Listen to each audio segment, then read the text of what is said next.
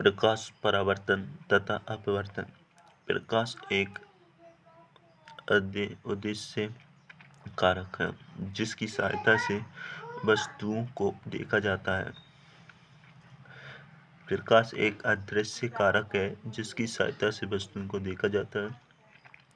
प्रकाश का रंग वेग सर्वाधिक निर्वात में होता है, जहां इसका मान 3 × 10⁸ मीटर प्रति सेकंड होता है। प्रकाश का परावर्तन किसी माध्यम में संचरित होती हुई प्रकाश की किरणें पृष्ठ से टकराकर उसी माध्यम में लौट जाती हैं। प्रकाश का परावर्तन कहलाता है।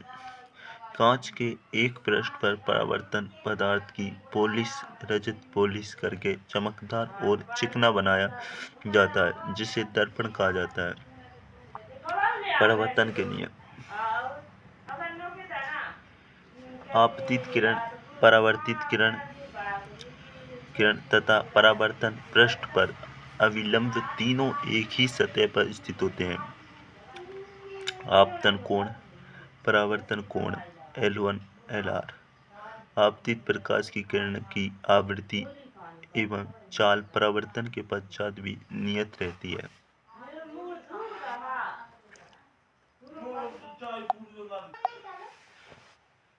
विशेष, यदि प्रकाश की किरण पृष्ठ पर अविलंबवत आपतित होती है तो अपने ही मूल मार्ग से वापस लौट जाती है, अर्थात L1 LRO।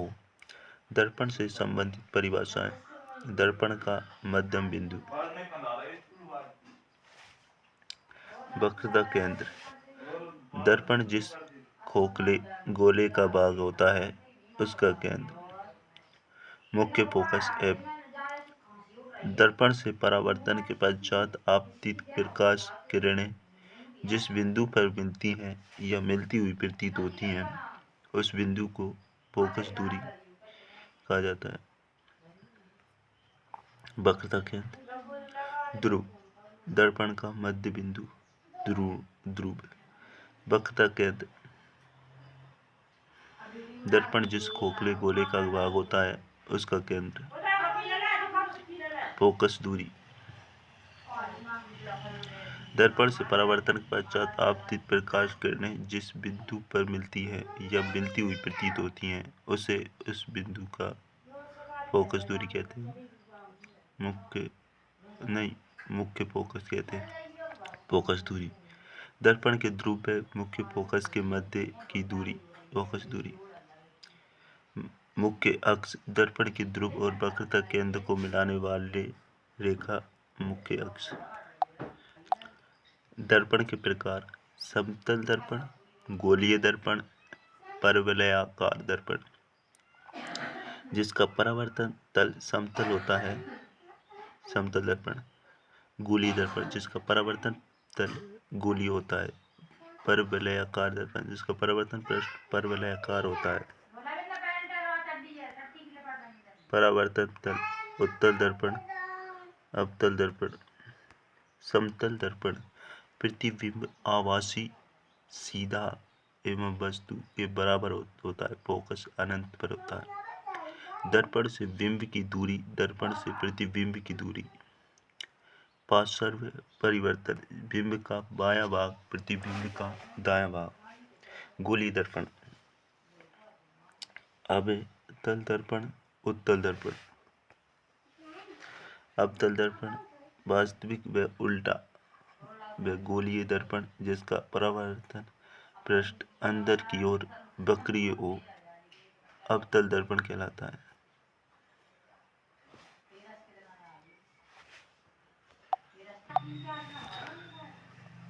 आपतित प्रकाश किरणें एक बिंदु पर मिलती हैं।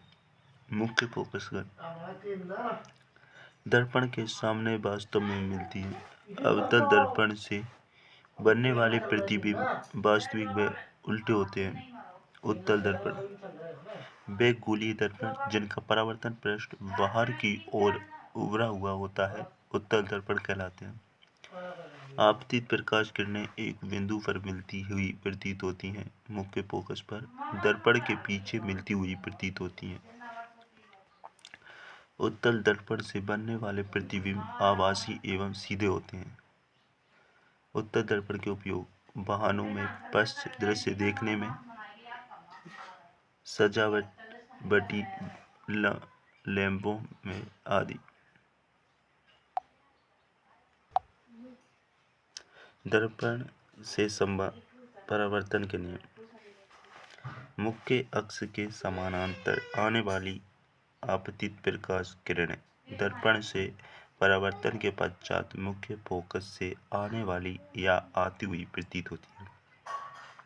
मुख्य फोकस से आने वाली या आती हुई प्रतीत होने वाली प्रकाश की किरणें दर्पण से परावर्तन मुख्य अक्ष के समानांतर हो जाती हैं। वक्रता केंद्र पर आपतित होने वाली प्रकाश की किरण अपने अक्ष की पुनरावृत्ति करती है।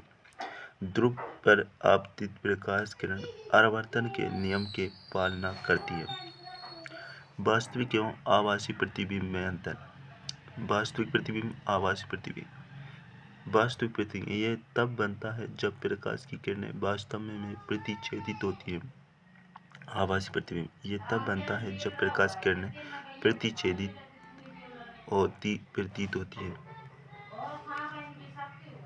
वास्तविक प्रतिबिंब इसे पर्दे पर प्राप्त कर सकते हैं। वास्तविक प्रतिबिंब उल्टा बनता है। आभासी प्रतिबिंब इसे पर्दे पर प्राप्त नहीं कर सकते। आभासी प्रतिबिंब सीधा बनता है।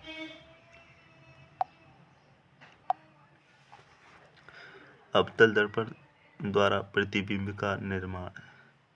जब वस्तु अनंत पर स्थित हो, प्रतिबिंब फोकस बिंदु पर बहुत सूक्ष्म या बिंदुवत, वास्तविक और उल्टा बनता है। जब वस्तु अनंत और वक्रता केंद्र के मध्य स्थित हो, प्रतिबिंब फोकस बिंदु और वक्रता केंद्र के मध्य बनेगा। वस्तु से छोटा, वास्तविक और उल्टा बनेगा। जब वस्तु वक्रता केंद्र पर स्थित हो, प्रतिबिंब वक्रता केंद्र पर वस्तु के बराबर, वास्तविक तथा उल्टा बनेगा। अवतल दर्पण से प्रतिबिंब का निर्माण। बिंब की स्थिति। प्रतिबिंब की स्थिति प्रतिबिंब का आकृति अनंत पर, मुख्य फोकस पर, अनंत दोनों पर, वास्तविक, मुख्य फोकस पर, अनंत पर, बड़ा, उल्टा, वास्तविक, वक्रता केंद्र पर, वक्रता केंद्र पर, बराबर, उल्टा, वास्तविक, उल्टा।